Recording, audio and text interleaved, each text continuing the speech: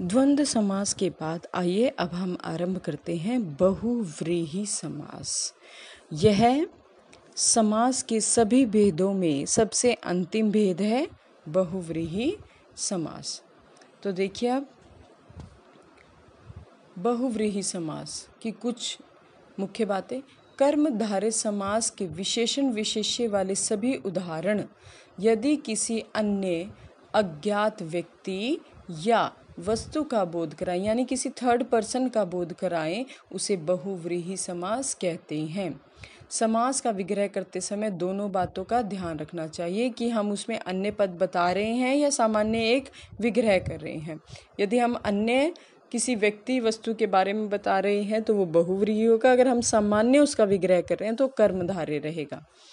विशेषण पद और विशेष्य पद का विग्रह उसके ही लिंग और वचन के अनुसार होगा। समस्त पद तीनों लिंगों में बनेगा, इसलिए सामासिक पद के लिंग और वचन के अनुसार यद का समुचित रूप प्रयुक्त होगा। अब देखिए यहाँ पर समझने की बात क्या है कि हमें कर्मधारय और बहुव्रीहि समास में एक जो मुख्य अंतर है वह यही है कि हमें विग्रह करते समय यह ध्यान रखना है कि बहुव्रीहि समास में अन्य व्यक्ति या अन्य वस्तु प्रधान होती है, जबकि कर्मधारय में सामान्य विग्रह होता है, वहाँ कोई अन्य वस्तु या पद प्रधान नहीं होती। अब परिभाषा देखिए, जिस समास के दोनों पद अप्रधान होते हैं यानी वे मुख्य नहीं होते, समस्त पद के अर्थ के अतिरिक्त कोई सांकेतिक अर्थ प्रधान हो यानी कोई अन्य अर्थ निकल कर आए, किसी पर्टिकुलर पर्सन और थिंग के लिए वह बात निकल कर आए, किसी तीसरे अर्थ की ओर संकेत करे, उसे बहुव्रीहि समास कहते हैं। जैसे कि उदाहरण देखिए अब यहाँ नीचे, चतुर्भुज, चार हैं भुजाएं जिसकी, ठीक है, चार हैं भुजाएं जिसकी, किसकी? विष्णु भगवान की या किसी भी अन्य भगवान की हो सकती है, लेकिन हम मुख्यतः विष्णु जी को ही चतुर्भुज कहते हैं। तिरंगा, तीन रंगों वाला, क्या है? भारतीय राष्ट्रीय ध्वज। सुलोचना, सुंदर है लोचन जिसके, किसके? मेघनाथ की पत्नी। तो देखिए यहाँ पर जब भी हम विग्रह कर रहे हैं तो एक अर्थ आ रहा है जिसके, ठीक है, तो किसके अर्थ निकल कर उत्तर निकल कर आएगा तो वह अन्य पद आएगा, किसी का नाम आएगा, किसी वस्तु का नाम आएगा, तो यहाँ पर क्या होगा? बहुव्रीहि समास। पीताम्बर, पीताम्बर हमने कर्मधारय में भी किया था, पीले हैं जो अंबर यानी पीले हैं जो वस्त्र, लेकिन पीले हैं वस्त्र जिसके, किसके?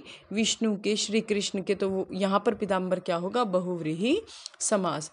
अब देखिए यहाँ पर फिर से, जिस समास के दोनों पद अप्रधान हो और समस्त पद के अर्थ के अतिरिक्त कोई सांकेतिक अर्थ प्रधान हो, यानी जिस समास में दोनों पद किसी तीसरे अर्थ की ओर संकेत करते हैं, उसे बहुव्रीहि समास कहते हैं।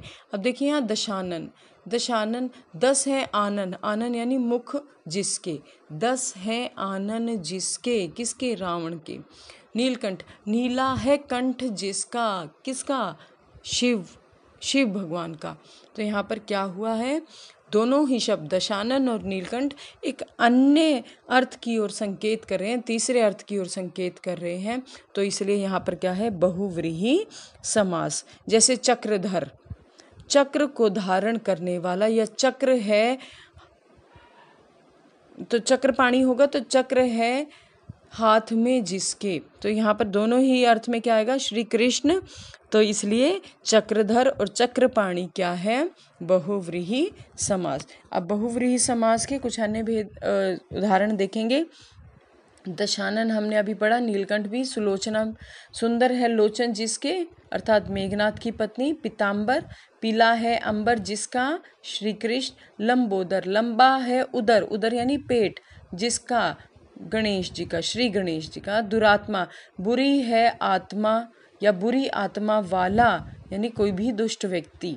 श्वेतांबर, श्वेत है जिसके अंबर, तो क्या होता है? अंबर का अर्थ होता है वस्त्र यानी सरस्वती माता जी। अन्य देखिए, मेरे ध्यान से सुनेंगे उदाहरण। गजानन, गज के समान मुख वाला, श्री गणेश।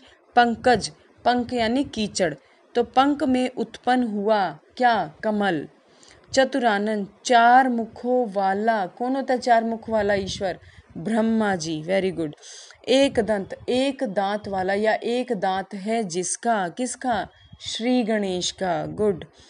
उसके बाद गोपाल, गोपाल किसे कहते हैं हम? गायों का पालक है जो, या गायों का पालक या गायों का पालन करने वाला, कौन? श्री कृष्ण। मृग नयनी, मृग जैसे नयनों वाली, यानी किसी भी विशेष स्त्री की बात की जा रही है।